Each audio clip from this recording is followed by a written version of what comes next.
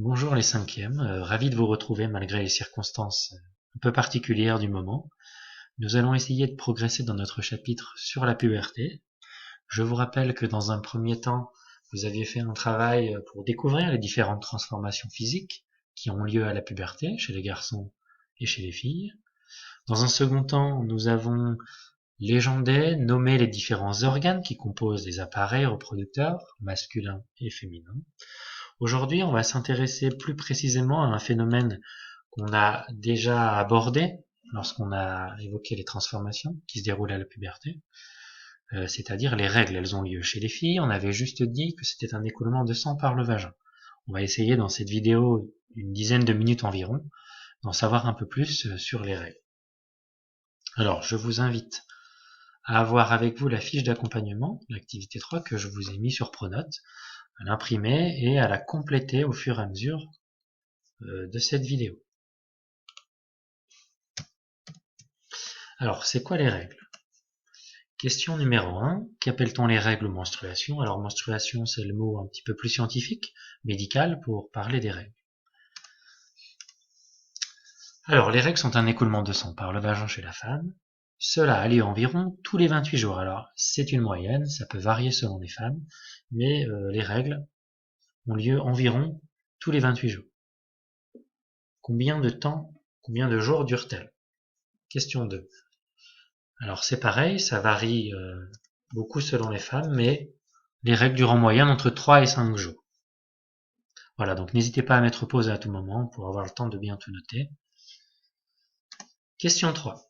Sur le schéma suivant, coloriez en rouge la zone responsable des règles, puis complétez les légendes manquantes. Alors on peut peut-être commencer par les légendes.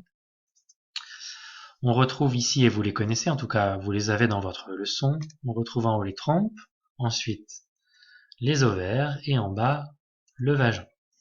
Alors, pour colorier ensuite la zone responsable des règles, on pourrait déjà émettre plusieurs hypothèses. Le sang qui s'écoule, il provient d'où? Il pourrait provenir du vagin. Il peut provenir également de l'utérus, l'organe triangulaire ici. Il pourrait provenir ce sang des trompes, ou enfin, ça pourrait être les ovaires.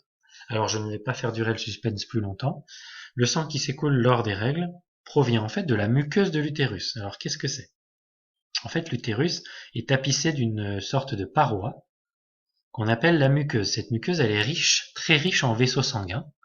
Son but, c'est d'accueillir l'éventuel bébé qui viendrait se développer ici pendant 9 mois lors de la grossesse. Et ce sang aiderait à le nourrir, à lui apporter les éléments importants pour sa croissance.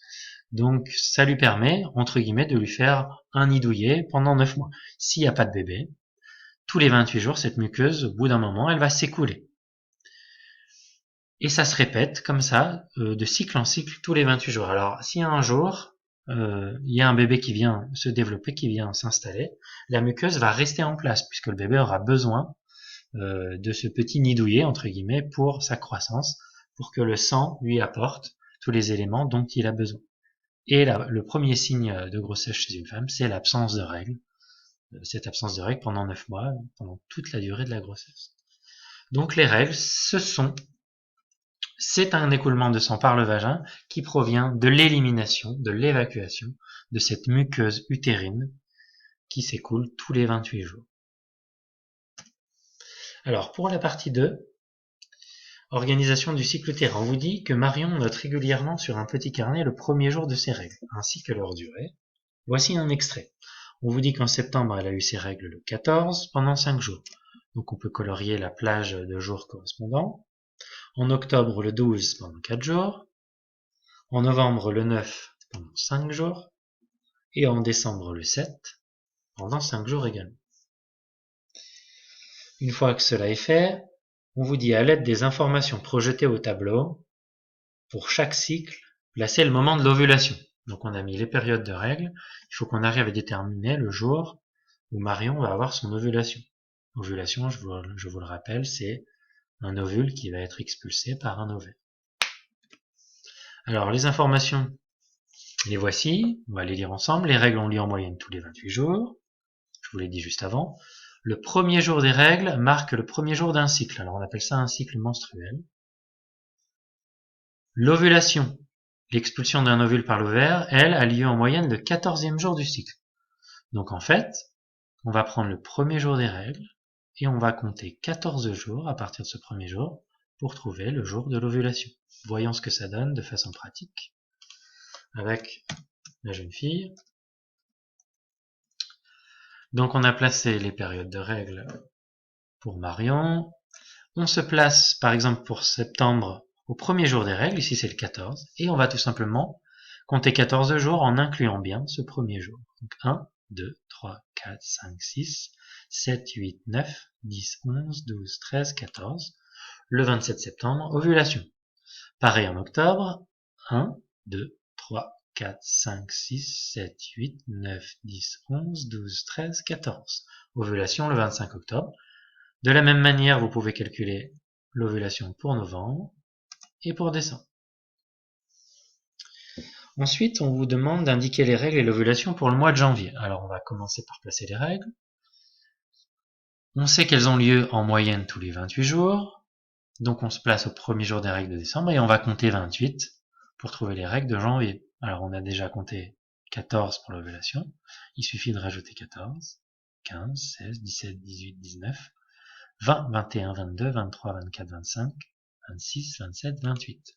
Il y a de grandes chances pour cette jeune fille que ces règles de janvier arrivent le 3. Alors après, pour la durée, j'ai mis 5 jours, et ça, on n'a aucune certitude. Souvent, Marion, il semble qu'elle a des règles de 5 jours, parfois un peu moins. Donc vous pouvez colorier 4 jours, c'est pas faux. Alors ensuite, pour trouver l'ovulation, c'est toujours pareil. On se met premier jour des règles, on compte 14. 1, 2, 3, 4, 5, 6, 7, 8, 9, 10, 11, 12, 13, 14. L'ovulation de Marion devrait arriver le 16 janvier. Alors, j'insiste, le corps de la femme n'est pas un robot. Ça, c'est en théorie quand on utilise les chiffres moyens. Mais évidemment que les règles peuvent varier, l'écart, les 28 jours sont pas toujours respectés. L'ovulation, c'est pareil.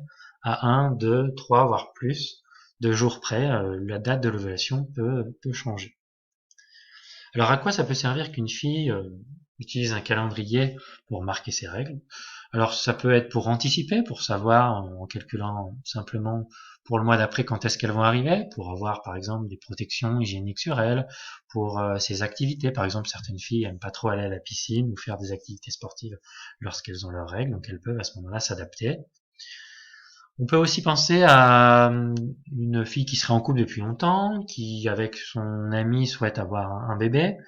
Le fait de calculer ses jours d'ovulation, à quoi ça peut servir? Alors je vous rappelle que pour qu'il y ait un enfant, pour procréer, pour faire un bébé, il faut que l'ovule de la maman rencontre le spermatozoïde du papa. Donc, si cette jeune fille a un rapport sexuel par exemple, disons le 9, le 10 janvier, il y a peu de chances que le spermatozoïde rencontre l'ovule, puisque l'ovule il va être expulsé, il va arriver autour du 16 janvier. Donc pour avoir un rapport sexuel qui a le plus de chances de mener à une grossesse, le but ça va être d'avoir un rapport sexuel autour de l'ovulation, les quelques jours qui précèdent ou les quelques jours qui suivent, pour se donner un maximum de chances. Là encore, ça marche pas à 100%. Avec la nature, avec le vivant, ça peut varier, on n'est jamais sûr de rien, mais on peut raisonner en termes de probabilité. Alors, il existe aussi sur les téléphones des applications pour faire ça de manière un petit peu plus numérique. Alors, conclusion sur tout ce qu'on vient d'apprendre et sur ces règles. Vous pouvez le noter dans votre leçon. Pareil, vous pouvez bien sûr arrêter la vidéo à tout moment pour avoir le temps. On va le lire ensemble. Alors, à partir de la puberté jusqu'à la ménopause, environ 50 ans en moyenne chez les femmes ont des règles, donc les menstruations, de façon cyclique. Tous les 28 jours, il y a un écoulement de sang par le vagin qui provient de l'élimination de la muqueuse de l'utérus. Le premier jour des règles correspond au premier jour du cycle. Et en moyenne, l'ovulation, c'est-à-dire l'expulsion d'un ovule par l'ovaire, a lieu lors du 14e jour du cycle. Voilà ce qu'on pouvait dire dans cette vidéo sur les règles. J'espère que j'ai été clair. Je pense que la prochaine fois, je vous donnerai quelques petits exercices où on aura l'occasion de reparler de tout ça et de voir si vous avez bien compris. Voilà, à très bientôt et bon courage.